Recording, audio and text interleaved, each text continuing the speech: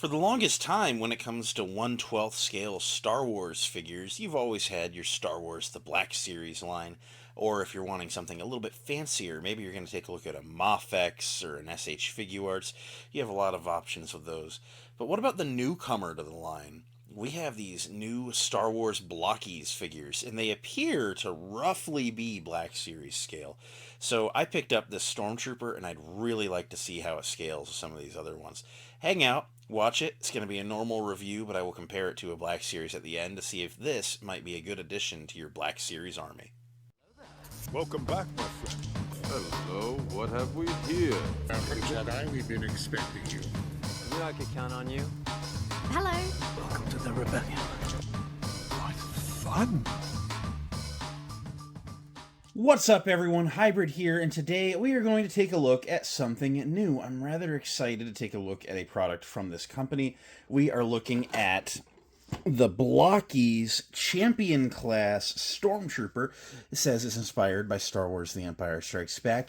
And these Blokees figures have been taking the toy world by storm. They have been popping up in the toy aisles. They recently got a Star Wars license, which feels wild because they're basically a buildable action figure. And this Bionicle kid, I love everything about that. But now they're doing the Star Wars theme, which you would think, the Hasbro exclusivity license wouldn't allow, but it's also a model kit. But then you think, well, Bandai wouldn't allow that. So I wonder where Blokees ultimately falls on the grand scheme of things. They are officially licensed, so they have that going for them. And they've been popping up on the end cap for the Mandalorian and Grogu display at Walmart, which is really cool. Something I've personally been curious about is how they are going to scale with other figure lines. The box says, in this little tiny square right here, dimensions 14.2 cm / 5.59 inches, meaning it's a little bit shorter than 6 inches. Not by much, and a half inch in the grand scheme of the universe is not that much, but at that 1/12 scale, a 1 inch, is a grand measure because, 1 inch represents 1 foot. So a half an inch is 6 inches in, the 1/12 scaling, meaning it's going to be like putting a 5'6" Stormtrooper next to a 6 foot tall Stormtrooper. And that's, going to be a little bit too short for a Stormtrooper, according to Leia. But I wonder if that scale is not quite correct. I would like to see how it works together. So near the end of the video, we are going to see if ultimately this might be something that you can pick up a couple of and add to a Black Series collection. Maybe sprinkle them in for some variety in your Stormtroopers. Because they are a conscripted army. They don't all have to be exactly the same, but you want them close. And for $15 a pop, I do think that this potentially has, the ability to be a really good deal. So let's dive into it and see what's going on in this awesome new toy line. Here's our Blokees, still all in the box. Let's take a quick look at the packaging here. It has a very nice foily, all the rainbow background foil going on. Got your Stormtrooper with a foggy backdrop and Imperial cog. It's very premium looking, actually. Blokees Star Wars model kit, 89 pieces. Get an image of the figure going together. It's implied to be for ages 14 and up, although I've seen, younger kids enjoying these as well. It seems like a lot of kids that I see are the ones online getting really into these. Champion Class Empire Strikes Back Stormtrooper. It says, no brush, no glue, no cutters required. And size S, I don't know, medium or large, I guess would get larger. Warning, attention, Lucasfilm logo, genuine license. Another picture of a posed up Stormtrooper. The sprues down the bottom as well. Another image of the Stormtrooper. Sprues at the bottom again. Some generic, very simple assembly diagrams. Some of the extra parts that you get with it. And stuff that you can do with the figure. Barcode and legal stuff underneath. And more stuff about the figure up top. When you open it up, you get a whole box full of sprues and a instruction booklet, which actually is fairly thorough. You build it a limb at a time, and then they all ultimately snap together. While this might look visually like a lot, a little bit overwhelming, as you can tell, these sprues are empty. Because I've already built it. And it took me about an hour. And honestly, I had a TV show going in the background. I was only half paying attention. Probably could have done it a little bit quicker, but I was just kind of enjoying an evening and putting this guy together. It wasn't too bad. So, let's go ahead and dig in and see everything going on with this new figure. So here's the Blokees Stormtrooper all assembled. As mentioned, it took me about an hour. Nothing was complicated. All of the sprues are very clearly labeled, and all of the pieces have a very clear number printed next to them on the sprue. So, after you pull a couple of pieces off, you start to kind of recognize them, and depending on how you are building a model kit, which isn't something that I do very often, but I've done a few of them throughout my childhood, so I kind of it wasn't like diving off the deep end for me.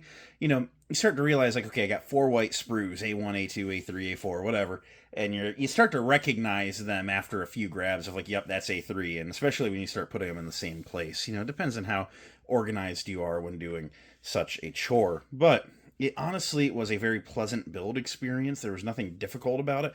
The instructions were very clear, and it was very, very easy. I know the box says, 14 and up. I feel like I could have been doing this younger as a kid. Maybe the modern TikTok generation is not the same, but I don't know. But let's go ahead and buzz through some of these accessories. He comes with some really cool ones, a couple of interesting things that I think are just going to be, particular to the Blokees brand in particular. So he comes with this stand, and this stand is really cool. Features a Star Wars logo, features 3 peg holes, 2 in the middle of this circle and then 1 in the back. And this circle actually rotates. It's difficult. It's, got a little bit of friction to it, but it does rotate on the base here. And the way that you get this guy to stick to it, right now he's in full-blown action figure mode, but his right heel features a little indent there for you to put your thumb. You actually take the sole off his boot, and he comes with a new boot sole that pegs in like so. And it's got a peg hole in it, and oh no, I tried to do it one-handed. You peg that new sole into the stand, and now he is securely mounted to the stand. It's a pretty good fit. It's not so much friction that you can't take him off easily, but it's enough friction that it definitely fulfills its purpose as a stand. I think if you're going to display him as a solo figure, I think that is a great way to do it. I do like that little indent there, just so that you can swap out the soles very easily. So from there, that's what you need for the display. You get a alternate wrist peg. Very nice to see them doing that. I imagine some kids might play a little bit rough with these, and with the swappable hands gimmick, it's just nice to have that extra piece. Although they do seem rather robust, I don't think there's going to be an issue there. But when you build them, they say put the fist hands on right out of the box. And so that's how he comes right out of the box. But then he comes with a blaster hand. The Stormtrooper E11 blaster is molded permanently into his hand. It does not come out. And, I don't know where people stand on that. I think it's fine, I mean, he's either using the gun or he's not. But, I think that's up for interpretation. But I don't mind that, not one bit. It's just different. Most lines let you take the gun out of the hand. He then comes with a relaxed right hand, looking nice.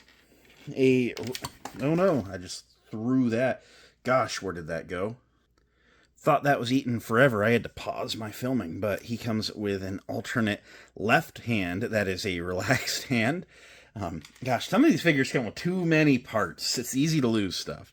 And then he comes with a left hand with a pointing index finger, and that is very visually dynamic, and it's a nice alternative. It gives you a little bit of a way to pose him expressively.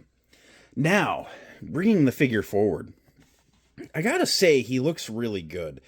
They say that they used Empire Strikes Back for inspiration. I don't know the complete differences between the armors between the movies. I know A New Hope had a variety of helmets. There was 12 very distinct helmets that had differences in minor paint things and the brow. I think they got them to be a little bit more uniform for the other 2 original movies. But it looks really good. It's very recognizable. It definitely does skew a little bit more original trilogy looking. It doesn't have some of the simplifications of the Rogue One armor that they still use as the idealized Stormtrooper to date, like in The Mandalorian and such.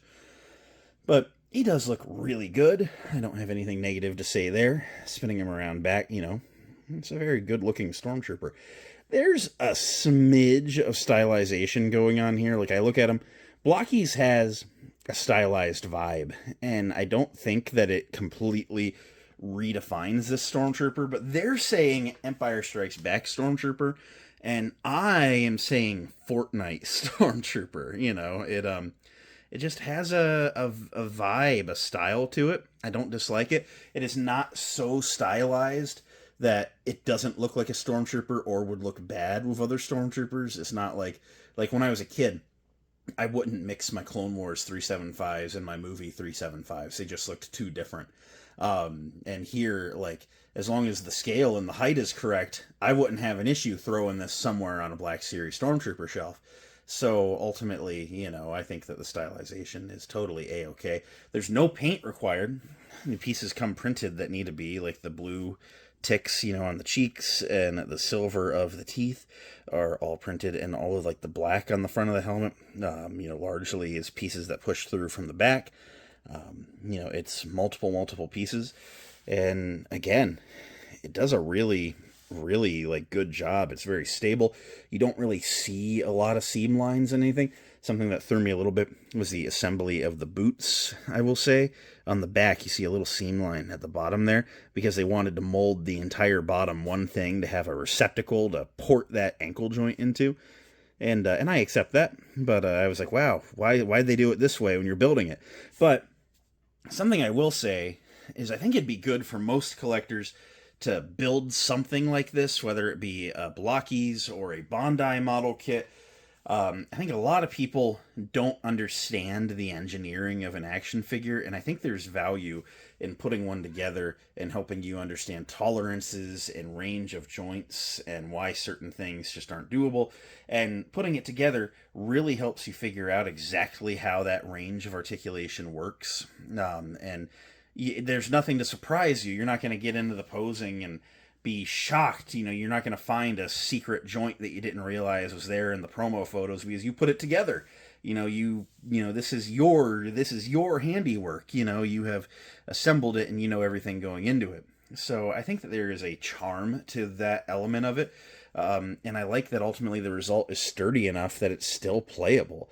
But, of course, it is an action figure, so I want to run through the action figure things. There are things about it that remind me of import figures, even, which is rather exciting at that $15 point. So, let's start. The neck is that double ball neck system where there's a ball at the bottom and on the top. It allows the helmet to look that far up and that far down. You can get his chin into his chest armor. That's pretty good. Get some side to side and all sorts of pivot for attitude in there, and, of course, rotation. His arms are on a ball joint, and they ball joint into the shoulder up in there like so. And it's honestly a really interesting system they used here for the shoulders. The shoulder bells here are actually on a hinge. You can kind of see what's going on up and underneath there. And so that hinge is on the inner like joint, you know, because it's like a ring, you know, that then has a peg through it that allows the arm to hinge up and down. So the shoulder pad, the shoulder bell pad, like stays out of the way. You can hinge it up to, you know, range it up. Of course, after you pose it, you might want to bring it back down so it looks a little bit more natural. There is an upper bicep swivel, and then double jointed elbows. They kind of hinder each other out, you know, at about 90 degrees or just a smidge past. There's no rotation at the elbow, so that bicep swivel is essential. And then the wrists, this is one of those things where I'm like, it's a little bit import feeling. You know, it's a ball and a ball, and then there is a hinge in between. So right now, it can go vertical, or you can then rotate it and get it to go horizontal and turn the hand so the hand is vertical and going horizontal. It can go whatever way you would like it to go. And then there is some unique waist and ab articulation. There's a ball joint here and at the waist. The waist one gets very limited forward and back. It's not a ton, and it has a little bit of swivel before it hits into the belt. And then the upper torso one is where you get the deeper range and pivot from. As I just pop the leg off, it is a ball joint. Nice thing is things just pop right back on. But yeah, you get some pivot in there, you know, between those two. And of course, all the rotation you can want for any pose. You can crunch combined about that far forward, and about that far back. It's pretty nice range. The legs have, again, some of that like weird import articulation is going on. So They can go about that far out, and these boxes on the belt actually can hinge forward to get out of their way. That's really interesting. They can do a pretty good splits, and then you see it's actually pushed the hips down. It has a drop-down hip system in there, which allows you to then like get more range for certain poses, like going straight forward and even pretty far back, further back than most Black Series would do. And then there is a lot of pivot on that ball joint in there, but there is a thigh swivel as well. So it's really kind of covering like every possible base. Something interesting is this, like, I don't know even what it is, just this band that's on the right shin, or where the right thigh, like at the knee. It's on like a ball joint, so it can like wiggle. So I don't really like that. I wish it was more of just like a permanent peg in, but just is what it is. The double jointed knees go a smidge past 90. I think that's enough for most poses. And then the feet can go pretty far down, a little bit forward facing pin for rocker with a nice range. And then there's a toe articulation. That's very import feeling as well. So all in all, the articulation is actually really good. It articulates great, honestly. I think I've been messing with it on my desk. I've had it built for a day now, and I've been messing with it on my desk, and I've honestly had a lot of fun posing with it. But ultimately, here is what's going to matter the most to me, and likely to the rest of you. Let's compare it to a Black Series Stormtrooper. Yeah, that, to me, is not going to work. It is very drastically shorter, and whether it just be the head's a little bit lower, but the shoulders are way lower, the entire torso on the Stormtrooper is way more compact, and the legs honestly are similar length, which is interesting. But the torso is just too compressed. The limbs are similar length, a little bit stubbier on the Blokees. The Blokees actually scales rather nicely within itself, but compared to the Black Series Stormtrooper, it's just too short. In my opinion, they don't really jive. The Black Series Stormtrooper is like an idealized, perfectly 6-inch tall figure, and so it's just a little short to be a Stormtrooper, if you will. And worth noting, as I mentioned, he does have the drop down hips. Let's push those down just to see if we can fake it till we make it. And I mean, we're closer there, but even with the drop down hips, then you can start seeing light through the hips. It's like, I don't know. It's really cool. It's a really cool figure. I like the price point. I think for $15, $15 to army build 1/12 scale Stormtroopers would be worth having to put them together, in my opinion, if you wanted to build a cool army. But in my opinion, these just do not jive with the Black Series. The scale is just not quite close enough, unfortunately.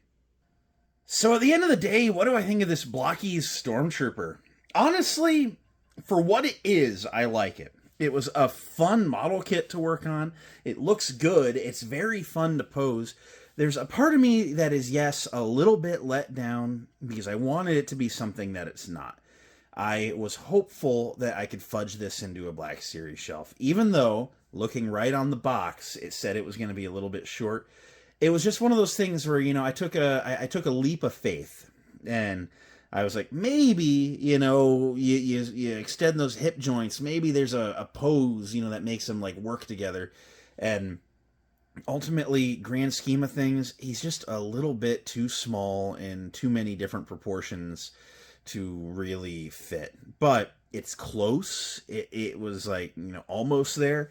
And I had a good time making the kit, and it's a good quality product. It not fitting on a Black Series shelf does not make it a bad Blokees. I think the Blokees just kind of are going to be their own scale. So, do I recommend you pick it up? Yeah, but not if you're putting it on a Black Series shelf. This should be a pickup if you want a fun activity to do, or if you already have some other Blokees, if you're adding it to a Blokees collection. I really just wanted to try something different here, because for $15, a $15 Stormtrooper is welcome on my shelf all day long as it scales and blends in. So unfortunately for now, I'm still relegated to Black Series clearance deals until someone comes along with a cheaper 1/12 scale alternative that's actually 1/12 scale. But I think this is very nice for what it is. I had a lot of fun with it. And I think it's a quality product. If it's in any way interesting to you, I don't think you can go wrong for $15. And I recommend you check it out. It was honestly just something that was very fun to do. So I'm going to go work on something else now. Thank you so much for hanging out with me, for experimenting with me, for seeing if these guys work side by side. Unfortunately, they do not. But another day, we'll try something else. So anyways, I'm going to go work on something else. May the Force be with you. I'll see you next time. Bye.